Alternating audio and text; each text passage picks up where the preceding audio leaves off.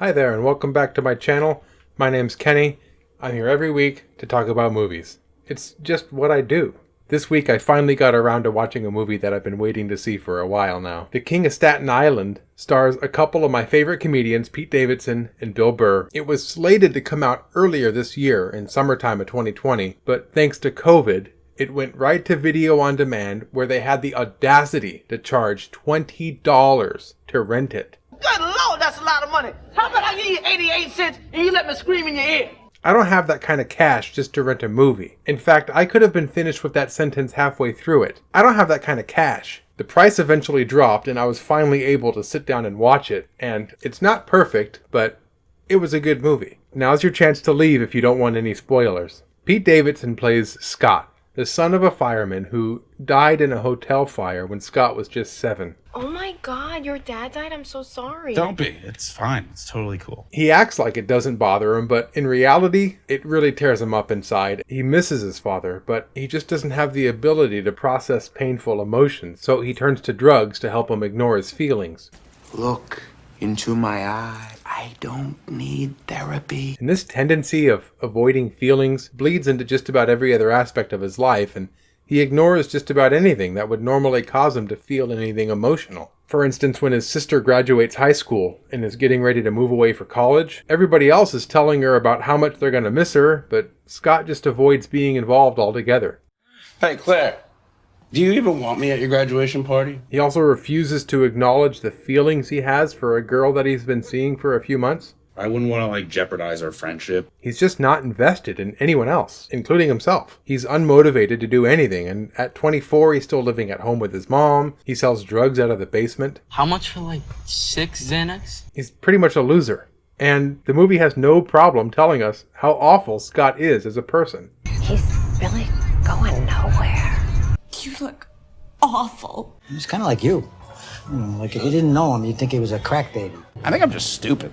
Even though Scott's made out to be a loser, you just can't help but root for him. Especially considering the fact that even though this is a fictional movie, Scott is so closely related to the real-life Pete Davidson. Pete's real-life father, whose name is also Scott, by the way, was also a firefighter who died on 9/11 in the Twin Towers. So the character of Scott becomes a representation of what may have happened to Pete if he never found comedy. The opening shot of the movie shows us Scott through a mirror, as if his character is a reflection of Pete himself. So, who better to tell the story of a very flawed person after something so tragic? The more typical Hollywood version of this story would be something terrible happens to our main character. He struggles a bit, but in the end, he comes out stronger and better because of it. I'm Batman. But in reality, such a loss can be far more devastating. And what I love about The King of Staten Island is it has the balls to take a more nuanced look at what people go through after such a significant loss. Scott's mom starts dating Ray, and I know, it's hilarious seeing Bill Burr with such a giant mustache. Ray is also a fireman, and his relationship with Scott acts as the catalyst for him to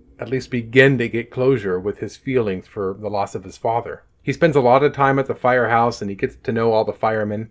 The chief takes a liking to Scott and lets him stick around to do some chores, which gives Scott a lot of structure and purpose in his life that he's never really had up to this point. I don't even know why you gotta clean the truck. Were you trying to show up all sexy to a fire? I like him.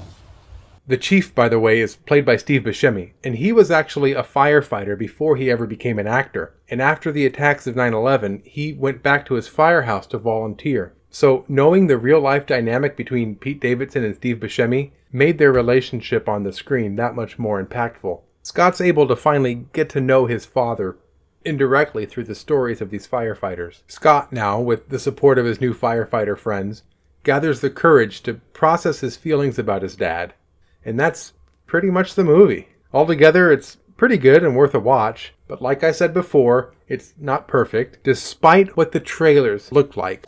You ever think about putting on the jacket? Scott does not become a firefighter. I was expecting him to go through with it the entire time, and I felt like that expectation in the beginning was a bit distracting. He doesn't even get to the firehouse until an hour and a half into the movie.